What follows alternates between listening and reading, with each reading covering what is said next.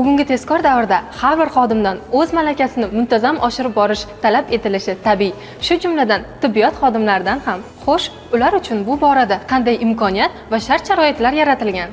Ma'lumki, hozirgi paytda tibbiyot va farmatsevtika xodimlarining malakasini baholash markazida test va og'zaki imtihonlar topshirish jarayoni to'la raqamlashtirilgan bo'lib, hammasi ochiq va shaffof tarzda o'tkazib kelinmoqda.